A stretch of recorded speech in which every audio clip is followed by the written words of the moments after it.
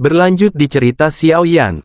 Perjalanan menuju Sekte Bunga, 3 hari berlalu, kemudian kelompok Xiao Yan akhirnya tiba di atas pegunungan yang membentang ribuan bunga, dengan berbagai kelopaknya yang indah, mulai jelas terlihat dalam pandangan mata. Di bagian tempat itu juga terdapat sebuah penghalang spasial yang begitu besar, namun Nalan Yanran mempunyai metode untuk membukanya, dan setelah masuk tempatnya sungguh mengejutkan.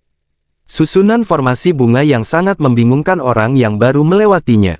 Kelompok mereka kemudian melanjutkan perjalanan, di sebuah pegunungan yang megah di ujung lautan bunga. Tempat tersebut menjulang tinggi serta lokasinya sangatlah luas, bangunan-bangunan megah berdiri di atasnya.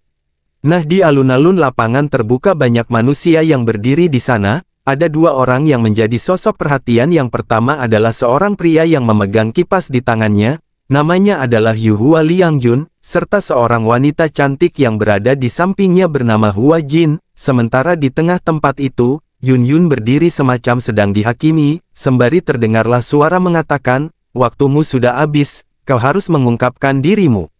Yun Yun kembali memperjelas niat dan tujuannya, bahwa aku tidak memiliki keinginan sedikit pun untuk menduduki posisi ketua sekte. Mengapa kalian harus memaksaku seperti itu? Salah satu tetua yang berada di sampingnya lantas berkata, "Jika kau tetap ingin aman, maka kau harus menyerahkan doki yang kau dapatkan dari kepala sekte sebelumnya." Aku sudah dengan sangat baik hati menerimamu kala itu.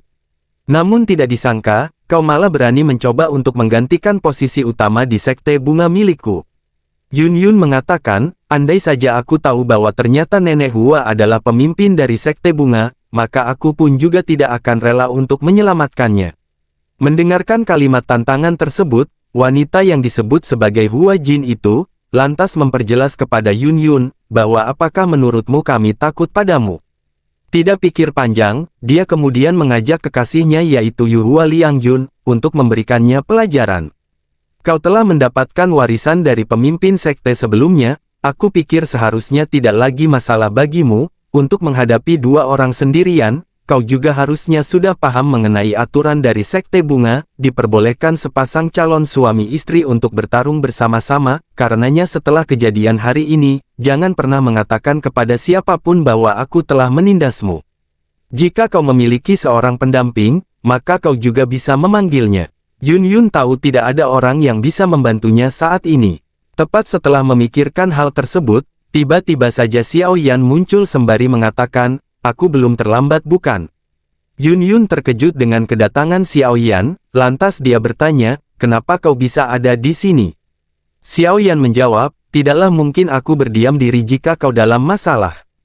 Nalan Yanran telah melapor kepadanya serta memberitahukan seluruh masalah yang menimpanya. Tetapi dengan kemunculan Xiao Yan, para sesepuh yang berada di sana lantas berkata, "Siapa yang datang kali ini?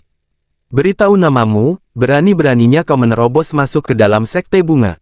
Xiao Yan menangkupkan tangan sembari berkata, "Kalian bisa menganggapku sebagai teman Yun Yun." Mendengarkan itu, Yuhua Liangjun lantas berkata, "Hanya Dozun bintang 2, sudah begitu bertindak lancang di tempat ini, aku pikir kau sudah lelah dengan kehidupanmu."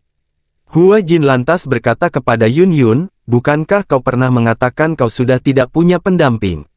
Tetapi sekarang kau telah memanggil seseorang untuk membantumu, namun tidak masalah, dengan begitu tidak ada alasan lagi bagimu untuk mengatakan bahwa aku sebagai pemimpin telah menindasmu jika kau terkalahkan. Karena itulah aku menginginkanmu untuk bertarung bersama dengan bocah itu, tetapi dengan satu persyaratan, jika kau kalah, maka kau harus menyerahkan doki dari kepala sekte sebelumnya." Yun Yun sebenarnya tidak ingin merepotkan Xiao Yan. Xiao Yan berkata padanya untuk jangan terlalu dipikirkan. "Serahkan semuanya padaku." Xiao Yan melangkah maju sembari mengulangi rambu-rambu pertarungannya. Dia ikut mengatakan, "Secara alami tidak ada masalah jika kalian ingin bertanding, namun taruhan dari pertandingan itu tampaknya cukup menggelikan, dan terbilang tidak adil. Kau hanya ingin mengambil keuntungan, jika kau menang, maka kau mendapatkan warisan doki dari tubuh Yun Yun. Tetapi bagaimana jika kau kalah nantinya, bukankah kau tidak ingin kehilangan apapun? Apakah menurutmu itu adalah sebuah hal yang sepadan?"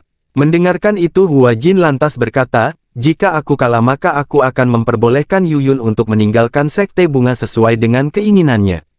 Mendengarkan itu Xiao Yan melontarkan kalimat mengatakan, jika hanya seperti itu maka tidak perlu buang-buang waktu untuk melakukan pertarungan ini. Kata-kata yang diucapkannya tentu saja mengandung sebuah kalimat nampak merendahkan, membuat pandangan Hua Jin seketika berubah.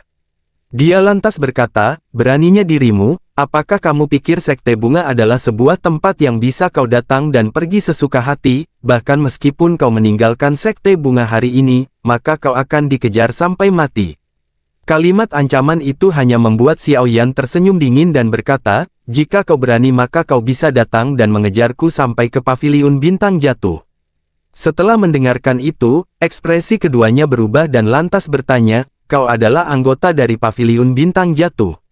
Xiao Yan menjawab, benar, sembari memperkenalkan namanya, dan guruku adalah Yao Chen. Sebelum aku pergi, guru telah mengatakan kepadaku untuk mewakilinya demi menyapa para tetua dari Sekte Bunga, sembari menangkupkan tangannya ke arah panatua dan sesepuh yang berada di belakang. Meskipun reputasi dari gurunya adalah sesuatu yang tidak bisa dipandang rendah, tetapi sekarang dia tidak berada di sisinya, karenanya Xiao Yan tetap harus berhati-hati, dan semuanya berjalan sesuai dengan rencana. Dia telah menyebutkan nama Yao Chen, dengan begitu mereka tidak akan bisa berbuat seenaknya. Panatua pertama dari mereka lantas mengatakan, karena saudara Xiao Yan memiliki permintaan, maka mari kita dengarkan apa yang ingin disampaikan. Xiao Yan segera mengatakan, jika kami kalah dalam pertandingan ini, maka warisan Doqi di dalam tubuh Yunyun, bisa kau dapatkan, tetapi jika pihakmu yang kalah, maka aku meminta posisi ketua Sekte Bunga diserahkan kepada Yunyun. Sebuah kalimat yang sangat mengejutkan. Hua Jin berkata, jadi benar saja kau ingin mengejar posisi sebagai ketua dari Sekte Bunga ya? Yunyun buru-buru mengatakan dan meminta agar Xiao Yan tidak membuat serta menambah masalah lagi, bahkan dirinya dengan terang-terangan, mengungkapkan sama sekali tidak tertarik untuk menjadi pemimpin apapun. Xiao Yan melanjutkan perkataannya kepada Hua Jin, pada awalnya nenek Hua telah mengalihkan posisi kepemimpinannya kepada Yunyun, namun kau tanpa rasa malu, mengambil apa yang telah diberikan oleh ketua sekte sebelumnya. Kemarahan di wajah Hua Jin lantas berkata dalam hati, akulah yang rela berkorban untuk mengikuti wanita tua sialan itu selama bertahun-tahun, tetapi tidak disangka malah menjadi seperti ini. Hua Jin mengalihkan pandangannya kepada Yuhua Liangjun, semacam memberikan sebuah kode bahwa, dia harus segera menghabisi bocah yang bernama Xiao Yan ini.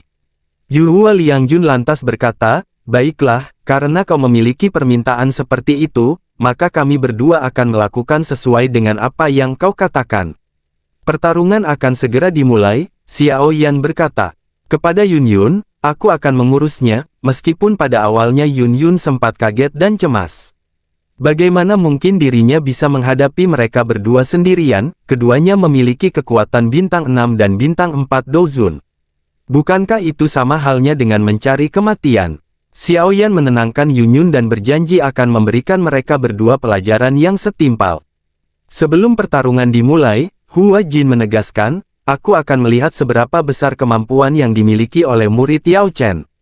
Ketika pertempuran itu terjadi, Yuhua Liangjun melesat menuju arah Xiao Yan. Sayap tulang Xiao Yan muncul di punggungnya, dia bergegas menuju ke langit dengan kecepatan luar biasa, membuat Yuhua Liangjun sempat meremehkannya. Dia mengatakan, apakah Yao Chen hanya bisa mengajarimu bagaimana caranya berlari? Xiao Yan tersenyum dingin sembari merilis boneka wayang langit. Yuhua Liangjun mulai memasang ekspresi serius. Dia berkata kepada Hua Jin, untuk segera pergi dan menyegel Yunyun. Namun ketika serangan Hua Jin mendekati Yunyun, tiba-tiba boneka wayang muncul dan memukul Hua Jin dengan keras. Tinju logam yang begitu menakutkan, bertabrakan dengan tubuh Hua Jin. Yuhua berteriak ke arahnya bahwa, bertahanlah untuk menangani boneka itu, aku akan mengalahkan bocah ini secepat mungkin. Dengan begitu maka boneka tersebut secara otomatis akan ikut berhenti, sementara Xiao Yan terus menghindari serangan Yuhua. Pertempuran ini harus diakhiri dengan cepat, sehingga Xiao Yan membuka perubahan api surgawi yang ketiga. Setelah melepaskan intensitas kekuatan transformasinya, Xiao Yan berniat membentuk teratai api pemusnahan. Dengan munculnya 4 api surgawi, suhu yang berada di langit seketika menjadi panas. Yuhua Liangjun merasakan bahwa, benda ini sangatlah berbahaya.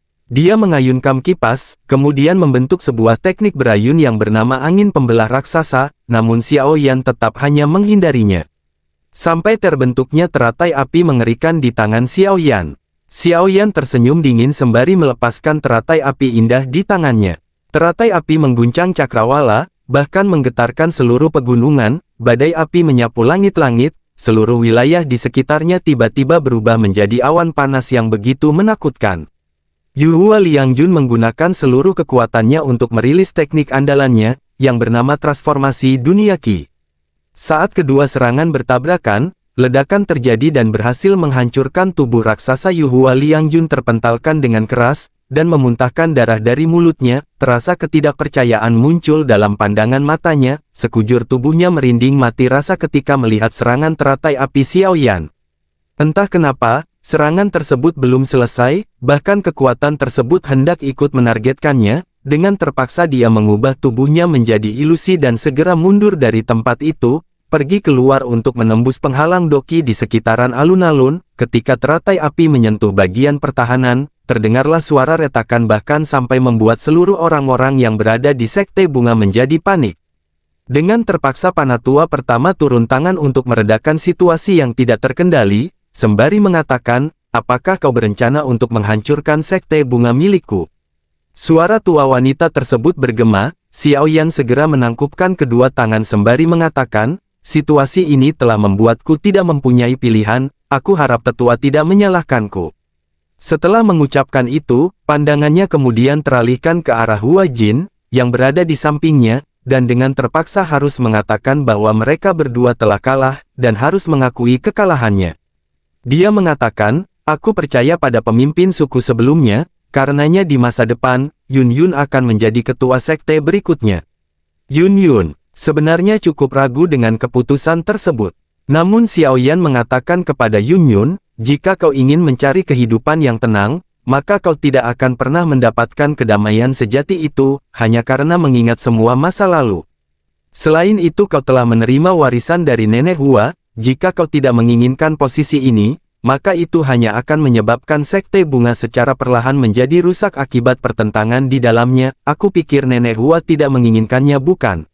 Mendengarkan saran yang diberikan, Yun Yun hanya bisa pasrah sebelum sesaat kemudian hatinya tiba-tiba tergerak. Dia mengangkat kepalanya sembari berkata, Panatua pertama, baiklah, untuk sementara aku akan mengambil posisi kepala sekte. Jika di masa depan, masih ada orang yang lebih cocok dibandingkan denganku, maka aku akan mengundurkan diri. Panatua pertama berkata, ketua sekte sebelumnya telah mempercayainya kepadamu, aku pikir sudah cukup membuktikan bahwa kau memang layak menjadi ketua sekte bunga. Panatua pertama mengumumkan kepada seluruh murid, bahwa Yun Yun sekarang adalah ketua sekte bunga, dan seluruh murid harus mematuhi perintahnya.